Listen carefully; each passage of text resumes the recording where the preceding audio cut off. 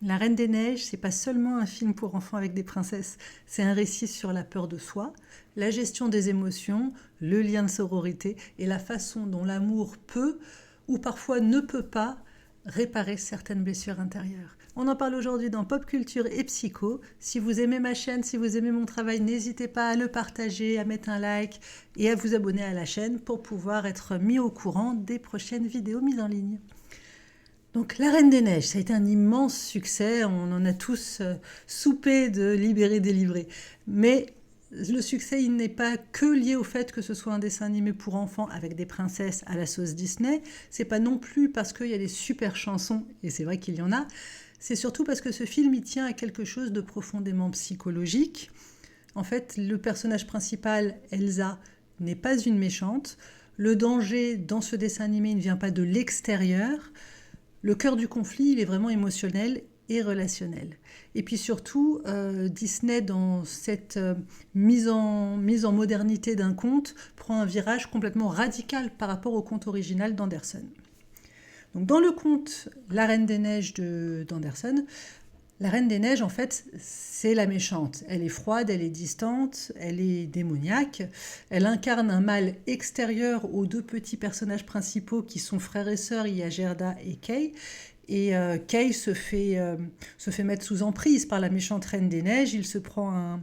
Comment ça se fait Il se prend un morceau de glace qui lui glace le cœur et qui du coup le met comme hypnotisé au pouvoir de la méchante Reine des Neiges. On n'est pas du tout là-dedans dans Disney. Dans La Reine des Neiges de Disney, la Reine des Neiges, c'est Elsa elle-même. Et le froid n'est plus le mal, c'est juste une métaphore émotionnelle. Et c'est là où ils sont faits très très forts. Parce qu'on n'est plus dans une situation où on combat une figure maléfique extérieure, comme ça a pu être le cas avec La Belle au bois dormant, avec La Belle et la Bête. On tente de vivre avec ce qui fait peur en soi. Et ça, c'est un petit grand déplacement, un déplacement vraiment fondamental qui est très contemporain et qui est très psychologique. Donc je vais vous parler un petit peu d'Elsa. Elsa, c'est un enfant qui naît avec un pouvoir qu'elle n'arrive pas à contrôler, il est incontrôlable de base. Mais en fait, son pouvoir, c'est pas vraiment la glace, même si la glace, c'est ce qui nous permet visuellement de le comprendre dans le dessin animé. Sur le plan psychologique, on peut voir que son pouvoir, c'est qu'elle a une émotion débordante, elle a une intensité affective qui n'est pas du tout mentalisée, et c'est quelque chose qui surgit sans filtre, sans qu'elle le mentalise pour le verbaliser, ça sort automatiquement. L'accident qu'elle a eu avec Anna dans leur enfance, c'est l'événement central. Ça produit un traumatisme précoce, et surtout, ça lui a transmis un message parental implicite qui est « ce que tu es fondamentalement toi-même peut blesser les autres et peut blesser les gens que tu aimes. » En fait, les parents d'Elsa, ils ne lui ont pas appris du tout à écouter ses émotions, à les apprivoiser et à les transformer, à les transcendenter, non. Ils lui ont appris à les cacher. Voilà, cache tes pouvoirs, n'en parle pas, c'est pas pour rien. On lui dit ne ressens rien, mets des gants pour essayer de mieux contrôler, mais surtout sois dans le contrôle, sois sage et cache tout ça. Ça, c'est typique d'une éducation qui est émotionnellement insécurisante. Même si elle se veut protectrice, ça part d'une bonne intention de la part des parents, sauf que au lieu de se tourner vers des entités magiques qui auraient pu leur donner des outils quand elle était toute petite, tout bébé, pour eux-mêmes apprendre à canaliser ça et du coup aimer leur enfant, ils se sont contentés de lui dire sois une adulte avant l'heure et gère tes émotions. Sur le plan psychologique et même psychanalytique, on voit que ce qui se met en place, c'est un refoulement même assez massif, puisqu'il est même accompagné de ce qu'on appelle l'angoisse de perte d'objet. Ce qu'elle apprend à Elsa, c'est que si elle montre qui elle est vraiment, elle sera rejetée, puisque c'est ce que ses parents ont fait. À partir du moment où ses pouvoirs devenaient trop visibles, trop incontrôlables, ils l'ont enfermée dans sa chambre. Qu'est-ce qu'elle devient alors, à force de solitude, à force d'efforts toute seule, elle-même, avec le peu qu'elle savait de ses propres pouvoirs? Elle rentre dans un système où elle a une hyper-maîtrise de tout en permanence, de tout son affect, de son apparence, de ses gestes, de ses mots. Elle est dans une grande solitude affective, puisqu'elle ne voit personne et elle a peur de rencontrer qui que ce soit par peur de faire mal. Et c'est vraiment ce point-là qui est essentiel, c'est que c'est pas un personnage méchant, c'est un personnage qui a une peur chronique, terrible de faire du mal aux autres. En fait, le problème, c'est que c'est pas son pouvoir qui est dangereux, c'est l'isolement émotionnel dans lequel elle a été mise qui rend son pouvoir dangereux. Elle est un petit peu dans un cercle vicieux où le serpent se mord la queue. Le deuxième personnage principal de ce dessin animé, c'est la sœur, la petite sœur Anna, qui, elle grandit dans un château qui émotionnellement est complètement vide. Voilà. Ses parents sont absents, sa sœur est enfermée, les portes sont closes. On se demande d'ailleurs pourquoi il y a autant d'isolement, puisqu'il y a quand même des domestiques qui ont l'air sympathiques, mais visiblement ils sont mis à distance. On ne lui présente pas d'autres enfants avec qui jouer, alors qu'elle-même n'a pas de pouvoir, elle ne pouvait faire de mal à personne. N'empêche que, voilà, dans ce dessin animé, Anna est toute seule. Et ce qu'elle exprime, ce qu'elle illustre sur le plan de l'attachement, c'est un besoin perpétuel d'être en lien avec les autres. Elle a aussi une tendance à l'idéalisation et une peur de l'abandon terrible. C'est ce qui explique qu'elle a un coup de foudre immédiat pour Hans des îles du Sud dès qu'elle le croise. C'est pour ça qu'elle a un besoin d'amour rapide, même si ce n'est pas du vrai amour. Elle en a un besoin comme d'une drogue. Et puis ça explique aussi son optimisme qui est parfois naïf, même souvent naïf, parce qu'elle passe son temps à penser que le monde est parfait et à se répéter que le monde est gentil et parfait et très bisounours. C'est pas parce qu'elle est immature, c'est parce qu'elle est en manque. Elle est en train de compenser une carence affective. Elle essaye du moins de compenser ça par de la relation qu'elle n'a avec personne, par de la persévérance quand on l'envoie balader ou quand elle se heurte à un mur, par de la loyauté du coup, mais peut-être pas face aux bons objets et aux bonnes personnes. Donc en fait, d'un côté on a Elsa qui fuit le lien pour protéger l'autre, et de l'autre côté on a Anna qui s'accroche au lien pour essayer de survivre émotionnellement. C'est deux réponses opposées à une même blessure familiale. C'est pour ça que ce film il est quand même très psychanalytique.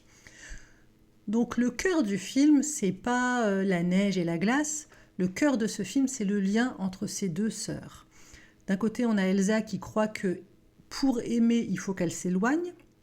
Et de l'autre côté, on a Anna qui pense que aimer, c'est se rapprocher coûte que coûte. Et Anna n'écoute pas du tout le besoin de distance de sa sœur. Elle insiste, elle lui court après. On est face à une dynamique assez classique. D'un côté, on a de l'évitement anxieux. De l'autre côté, on a de l'attachement anxieux. En gros, d'un côté, on a Elsa qui se protège en se mettant en retrait et qui pense protéger les siens en se mettant en retrait. De l'autre côté, on a Anna qui, elle, veut protéger sa relation et protéger son intégrité par le lien, en créant du lien, en s'attachant à un lien même imaginaire dans sa tête. Au final, elles s'aiment profondément, ces deux jeunes filles, mais elles ne parlent pas du tout le même langage émotionnel. Et c'est pour ça que leur retrouvaille, le jour du couronnement de Elsa, ça fonctionne pas du tout. Il y a Elsa qui s'enfuit, il y a Anna qui insiste, la peur monte et au final la glace explose et tout le royaume en pâtit. Ce conflit, il n'est pas lié à un manque d'amour entre elles deux. C'est juste qu'il y a un gros défaut de mentalisation émotionnelle. C'est là que Disney fait quelque chose de très fort et qui a tranché véritablement avec tous les dessins animés Disney et même les dessins animés pour enfants qu'on avait jusqu'aux années 2005-2010. Le vrai amour, il n'est pas romantique, il n'est pas salvateur grâce à quelqu'un d'autre, un prince charmant. Le vrai amour, il n'est pas extérieur. Dans le dessin animé, c'est le geste d'Anna qui accepte de mourir pour sauver sa sœur qui est le vrai geste d'amour. Sur le plan psychologique, cette scène-là sur la glace où Anna, frigorifiée, finit par se transformer en statue de glace et de fait sauve Elsa de Hans qui essaye de l'attaquer. Dans cette scène-là, on voit que Anna, elle sort à ce moment-là de la fusion amoureuse. On voit que Elsa, elle sort du refoulement. Et du coup, c'est parce que ces deux personnages switch, ne sont plus en train de chercher une sécurité dans leur relation aux autres. Elles ont trouvé la sécurité par leurs actions, par leur positionnement interne. Et c'est là que le lien de sororité, le lien soror, il devient conteneur. Conteneur, ça veut dire qu'il y a un cadre rassurant et sécurisant. Et donc pourquoi, suite à ce geste, la glace, elle fond ? C'est pas parce que Elsa se libère toute seule de son de son pouvoir trop encombrant, c'est parce qu'elle se sent enfin aimée de manière inconditionnelle. On l'aime, elle, malgré, entre guillemets, son pouvoir, ou grâce à son pouvoir, mais en tout cas, c'est elle que sa sœur voit, et elle ne s'arrête pas juste à son image, à son costume social. Et l'émotion, elle devient tolérable parce qu'elle est partagée par l'une comme par l'autre. Je fais un aperçu, un petit détour par la Reine des Neiges 2, qui déplace encore ce curseur, parce qu'on n'est plus dans la Reine des Neiges 2, dans la peur des émotions, on est plutôt dans une question de l'identité. Il y a Elsa qui cherche l'origine de ce qu'elle est. Pourquoi elle a ses pouvoirs alors qu'elle connaît personne qui a des pouvoirs, et que visiblement dans son royaume, tout le monde était étonné de la voir avoir des pouvoirs au tout début du film numéro 1. Anna, elle, dans ce deuxième film, elle apprend que l'amour n'implique pas d'être dans la fusion permanente. Psychiquement, on passe de quelque chose d'intéressant, on passe de la réparation du lien à la différenciation. Et donc, en gros, ce que ces deux sœurs apprennent ici, c'est que aimer et retenir sont des choses différentes, que protéger et empêcher de partir, ce sont des choses différentes. Pour les références psychologiques liées du coup à ces deux personnages, mais aussi à l'ensemble de la saga Reine des Neiges, dont le film numéro 3 sortira d'ailleurs en 2026 normalement, je ne vais pas trop m'appesantir sur les références. Bien sûr, pour tout ce qui est refoulement, je vous renvoie à Freud. Tout ce qui est attachement, je vous renvoie à Bowlby. Tout ce qui est, lien, et notamment lien d'amour fraternel et soror, je vous renvoie au travail de Cyrulnik. Mais ce que je vais vous proposer, c'est de vous faire une deuxième vidéo dans laquelle j'aimerais mettre en parallèle le travail de 3 personnes qui sont donc Winnicott, Bowlby, mais aussi Fonagy, dont je ne vous ai pas encore parlé. Bowlby parce que il parle de la théorie de l'attachement, Winnicott parce qu'il parle du faux self et du moi profond, et Fonagy, il a travaillé sur la mentalisation, comment est-ce qu'on travaille et on pense l'émotion, le monde émotionnel, le nôtre, mais aussi celui des autres. Et donc, je vais vous faire une vidéo qui va vous partager le point de vue, selon ces 3 auteurs, de la relation entre Elsa et Anna. Je pense que ça va vraiment être intéressant, mais je préfère développer ça à part. Donc, pour conclure, La Reine des Neiges, c'est un film qui parle aux enfants, parce que ça parle d'amour de soi et ça parle de sœurs, donc c'est quelque chose qui est très compréhensible, palpable aussi bien pour les petites filles que pour les petits garçons. Mais c'est un dessin animé qui a eu du succès parce qu'il parle surtout à l'adulte que nous sommes devenus. Parce que ça parle de la peur d'être soi, ça parle du poids de tout le contrôle émotionnel que notre société a l'air de nous imposer. Ça nous parle de la force du lien, que ce soit du lien amoureux ou du lien soror, du lien fraternel. Le lien à l'autre est important et a du poids puisque nous sommes des animaux sociaux, nous ne pouvons pas vivre sans ce lien.